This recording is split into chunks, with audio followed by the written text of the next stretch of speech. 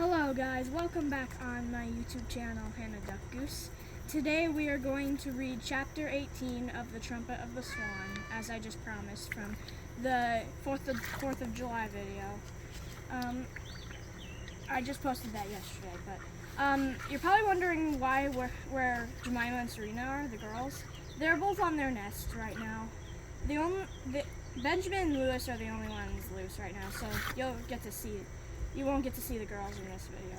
Alright, let's start. Chapter 18, Freedom. The news of Serena's arrival on Bird Lake had finally reached the headman in charge of birds. He went out to look at her and was delighted. Then he gave an order to one of his keepers. See to it that she is pinioned this morning right away before she flies off and leaves us. That Swan is a valuable bird. Make sure she doesn't get away. Lewis was just waking from his nap when he saw two keepers approaching Serena, who was standing on the shore near the ornamental fence. One keeper carried a large net with a long handle. The other carried surgical instruments. They were sneaking up on Serena from behind, very slowly and quietly.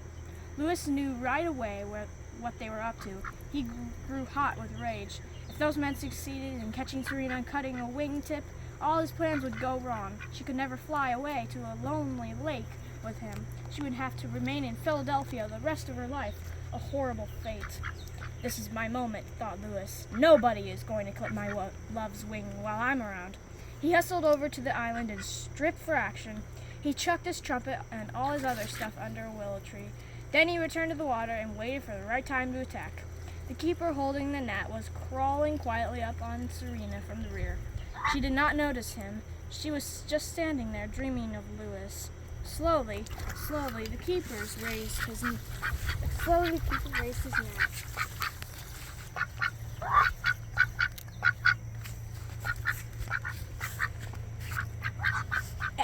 As he did so, Lewis went into action, lowering his long, powerful neck until it pointed straight out in front of him like a lance. He streaked across the water, straight at the keeper, his wings beating the air, his feet beating the water.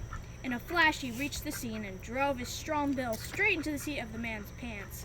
It was a well-aimed jab. The keeper doubled up in pain and dropped the net. The other keeper tried to grab Serena by her throat. Lewis beat him over the head with his wings, striking terrific blows and knocking the poor fellow off his feet. Surgical instruments bounced into the air. The net fell into the water. One keeper groaned and held his hand out on his behind, where he had been stabbed. The other keeper lay on the ground, almost knocked out. Serena slipped quickly into water and glided gracefully away. Lewis followed. He motioned for her to stay on the lake. Then he raced back to the island, grabbed his trumpet, his slate, his chalk pencil, his medal, and his money bag, flew over to the balustrade, and walked boldly into the birdhouse. He was still mad. He went straight to the office of the headman in charge of birds. He rapped on the door. "Come in," said a voice. Lewis entered. The headman was seated at his desk. "Hello, Lewis," he said. "Coho!" replied Lewis through his trumpet. "What's on your mind?" asked the man. Lewis placed his trumpet on the floor and took his slate and chalk pencil from his neck. "I'm in love," he wrote. The headman leaned back in his chair and put his hands behind his head. His face had a faraway look. He gazed out of the window for a moment in silence. "Well," he said, "it's natural that you're in love. You're young, you're talented. In a couple of months, spring will be here. All birds fall in love in the springtime. I suppose you're in love with one of my young swans." "Serena," wrote Lewis. "She arrived the day before yesterday. I used to know her slightly. Back in Montana, she loves me too." "That doesn't surprise me," said the headman. "You're a very unusual young cob. Any young female swan would fall for you. You're a great trumpeter. One of the best. I'm delighted to hear about this love affair, Lewis. You and your bride can stay right here on Bird Lake and raise your family in comfort and safety, in the oldest zoo in the United States." Lewis shook his head. "I have other plans," he wrote. Then he set his slate down and raised his trumpet. "They say that falling in love is wonderful." It was an old song by Irving Berlin. The room was filled with the sound of love. The headman had a dreamy look in his eyes. Lewis set his horn down and took up his slate again. "I am taking Serena away with me in a day or two," he wrote. "Oh, no, you're not," said the headman firmly. "Serena now belongs to the zoo. She is the property of the people of Philadelphia. She came here because of an act of God. It wasn't an act of God, wrote Lewis. It was a high wind. Well, anyway, said the headman, she's my swan. No, she's mine, wrote Lewis. She's mine by reason of the power of love, the greatest force on earth. The headman became thoughtful. You can't take Serena from the zoo. She will never fly again. My keepers clipped one of her wings a few minutes ago. They tried to, wrote Lewis, but I beat 'em up. The headman looked surprised. Was it a good fight? It was a fair fight, replied Lewis. They were sneaking up on her from behind, so I sneaked up on them from behind. They hardly knew what hit them. The headman chuckled. I wish I'd seen it, he said. But look here, Lewis, you've got to realize the position I'm in. I have a duty to the people of Philadelphia. Within the last couple of months, I've acquired 2 rare birds by accident, you and Serena, 2 trumpeter swans. One arrived here blown by gale, the other to keep a nightclub engagement. The whole business is most unusual for a zoo. I have my responsibility to the public. It is my duty as headman in charge of birds to see that Serena stays. You yourself, of course, are free to leave when you want to, because Mr. Lucas insisted that you remain free when we arrange for your Sunday concerts. But in Serena's case, well, Lewis, she's got to have her left wing amputated. The zoo can't afford to lose a young, beautiful, valuable trumpeter swan just because you happen to be in love. Besides, I think you're making a great mistake. If you and Serena stay here, you'll be safe. You'll have no enemies. You'll have no worries about your children. No fox, no otter, no coyote will ever attack you with intent to kill. You'll never go hungry. You'll never get shot. You'll never die of lead poisoning from eating the shotgun pellets that are on the bottom of all natural lakes and ponds. Your cygnets will be hatched each spring and will live a long life in perfect ease and comfort. What more can a young cob ask? Freedom, replied Lewis honestly. Safety is all well and good. I prefer freedom. With that, he picked up his trumpet and played, Button up your overcoat when the wind blows free. The headman smiled. He knew just what Lewis meant. For a while, the two remained silent. Lewis put his trumpet aside. Then he wrote, I ask 2 favors. First, put off the operation on Serena until after Christmas. I'll guarantee she won't try to escape. Second, let me send a telegram. Okay, Lewis, replied the headman, and he handed Lewis a sheet of paper and a pencil. Lewis wrote out a telegram to Sam Beaver. It said, am in the Philadelphia Zoo. This is an emergency. Come at once. I will pay your plane fare. I'm now wealthy. Signed, Lewis. He handed the telegram to the headman, along with $4 from his money bag. The headman was astounded. In all his days at the zoo,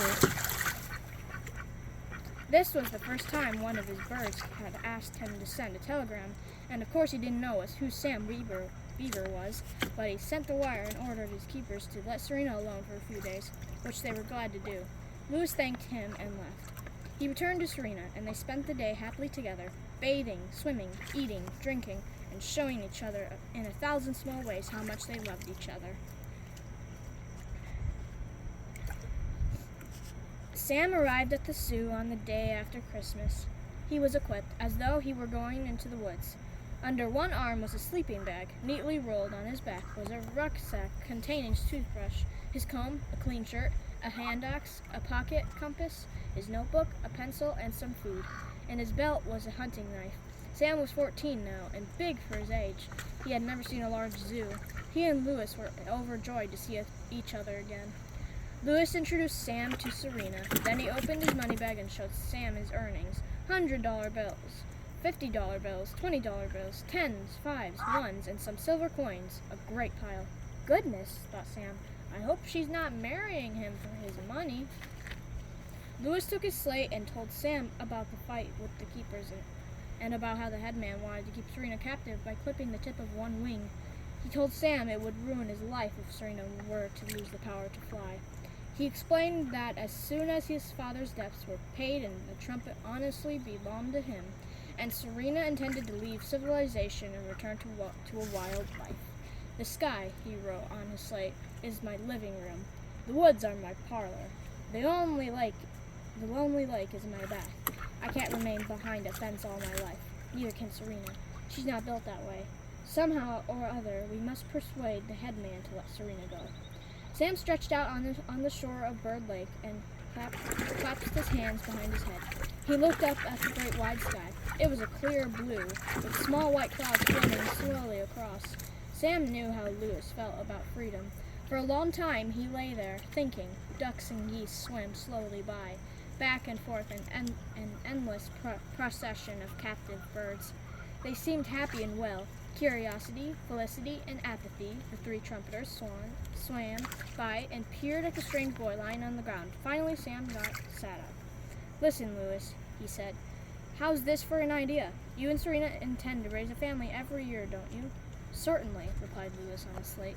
"Okay," said Sam. "In every family of cygnets, there is always one that needs special care and protection. Bird Lake would be a perfect place for this one little swan that needs extra security. This is a beautiful lake, Lewis.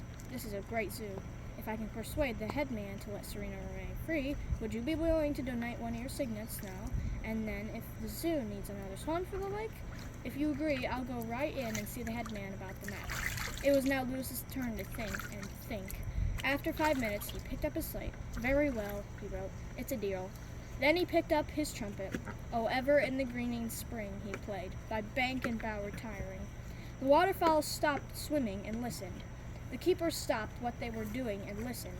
Sam listened. The headman in his office in the birdhouse laid down his pencil, leaned back in his chair, and listened.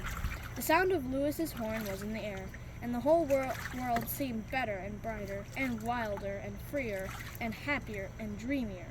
"That's a good tune," said Sam. "What is it?" "Oh, just something I made up myself," wrote Lewis on his slate. Well, guys, that was it for Chapter 18 of The Trumpet of the Swan.